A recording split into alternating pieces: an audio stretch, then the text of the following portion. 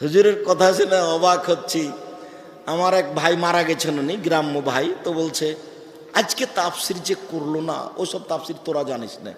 কি করলো তোরা ওগুলো জানিস না? আচ্ছা আমি বুঝলাম, আমি জানি না, কিন্তু বলবেন তো সেটা কি, একটু শোনাবেন না?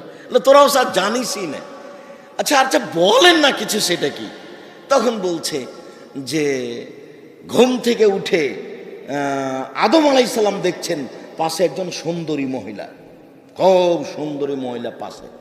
তো আদম আলাইসাল্লাম হাত বাড়াতে গেছেন, যেহেতু আদম পুরুষ মানুষ, তার ভিতরে পুরুষত্বের ক্ষমতা আছে, পাশে মহিলা দেখে হাত বাড়াতে গেছেন। তখন ফেরেশতা বলছেন থামেন। তো আদম আলাইসাল্লাম বলছেন কেন? তখন ফেরেশতা বলছেন যে মোহর দিতে হবে, যে মোহর।